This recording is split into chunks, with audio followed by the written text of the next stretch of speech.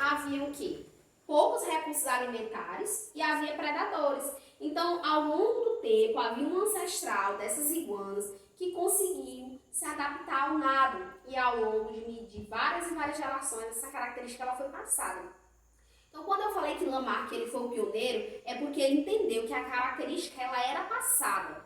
Ele só não entendeu o tempo em que isso acontecia. Hoje você sabe que as características de adaptabilidade, elas são sim passadas aos descendentes, mas elas são passadas ao longo de várias e várias gerações. Não é na primeira geração, mas sim ao longo de muitas. E essa adaptação vai fazendo com que algumas espécies sobrevivam e com que outras sejam extintas da natureza.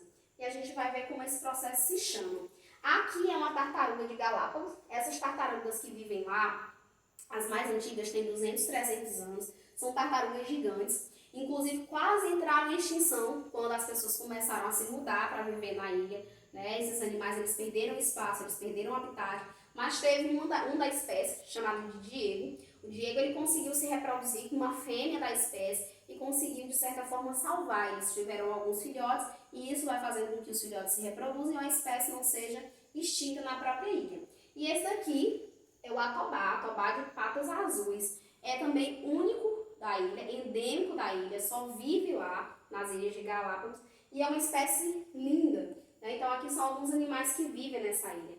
E esse processo em que essa característica ela é passada aos descendentes, é aquele que tem as melhores características para viver no ambiente, sobrevive e passa aos seus descendentes também, é o que nós chamamos de seleção natural. Essa é a palavra-chave de Darwin, seleção natural. Por quê?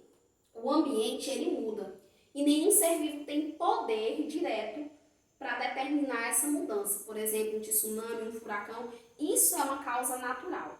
As espécies que estão mais adaptadas a uma possível mudança são aquelas que vão sobreviver, são aquelas que vão se reproduzir e, consequentemente, são aquelas que vão passando essa característica de adaptação aos seus descendentes. E Darwin chamou isso de seleção natural.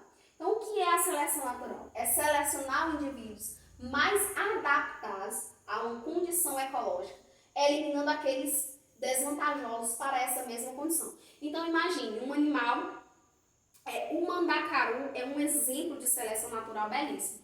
Existem plantas que não resistem à seca como o mandacaru resiste. Se você planta um mandacaru em qualquer região do Brasil, é bem provável que ela sobreviva, porque ela consegue guardar água por muito tempo. Por isso que o mandacaru é uma planta tão típica do Nordeste, devido ao clima, ela resiste. Mas se você traz uma planta que é lá típica da região sul, típica de áreas frias, para plantar no Nordeste, provavelmente essa planta não resiste, porque é uma questão de adaptabilidade. O mandacaru ele já está adaptado, ele é mais resistente para a condição da seca. E isso é um tipo de seleção natural. Né? E quando eu falo adaptado, eu digo que o adaptado, o indivíduo adaptado é aquele que vai sobreviver à seca, à fome, aos predadores, ele tem uma agilidade e ele vai se reproduzir e vai passar isso aos seus descendentes. Um exemplo clássico são aqueles animais que conseguem fugir de seus predadores, são mais rápidos. Então, essa característica da rapidez pode sim ser considerada uma adaptação, uma característica que deixa aquele indivíduo mais apto a viver em um ambiente. Algumas serpentes, por exemplo, existem a coral falsa e a coral verdadeira. A coral verdadeira, ela possui o veneno para se defender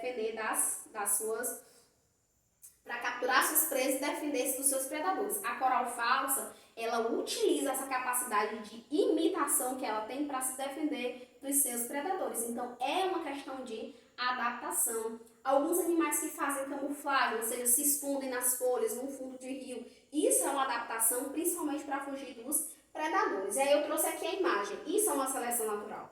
Esse pássaro, ele se alimenta principalmente dos besouros verdes. Inicialmente nós tínhamos besouros verdes e marrons na mesma proporção. Mas o pássaro se alimenta principalmente de quem? Dos besouros verdes. Então, os besouros marrons, eles estão sobrevivendo mais, eles estão se reproduzindo mais e eles acabaram passando essa característica aos seus descendentes. Mas se a gente esquece essa ave e vem para cá, qual besouro é mais adaptado a viver nas folhas? É o verde. Então, o verde sobreviveria mais tempo se nós estivéssemos falando da copa das árvores.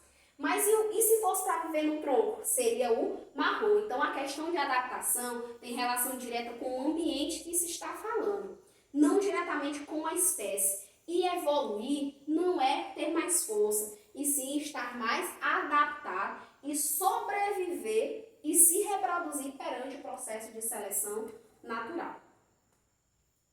Então, aqui essa imagem é do livro que eu passei para vocês, ó.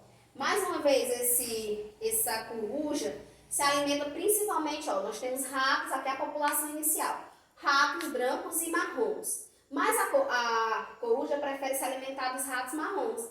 E os ratinhos brancos, eles vão ficando em maior quantidade, então eles vão se reproduzindo mais e vão passando essas 40 gerações depois, a população vai ter a maior quantidade de ratinhos brancos do que ratinhos marrons. Por quê? Porque esses aqui conseguiram sobreviver e se reproduzir por mais tempo. O predador tinha preferência por uma espécie, então a cor, nesse caso, foi uma vantagem evolutiva. Só que Darwin, ele tinha medo de publicar o que ele havia descoberto lá em Galápagos. E aí, em paralelo a Darwin, havia esse outro pesquisador chamado de Alfred Russel Wallace. Quando Darwin percebeu que o Wallace tinha entendido, estava cumprindo as mesmas coisas que ele disse, não, eu preciso publicar, senão eu vou perder a minha chance. Então, ele convidou o Wallace para eles publicarem um livro. E aqui é considerado um mantra da biologia, chamado, um livro publicado há muitos anos atrás, chamado de A Origem das Espécies. Ele foi escrito por Charles Darwin e Wallace. Então, hoje a teoria da evolução é a teoria de Darwin e Wallace. Nós lembramos mais de Darwin, normalmente, porque ele trouxe achados impressionantes, mas o Wallace teve uma contribuição maravilhosa também. Hoje, né, não é mais só observação em si da espécie, da forma, né, do corpo, do formato, mas observa-se também a questão do DNA das espécies.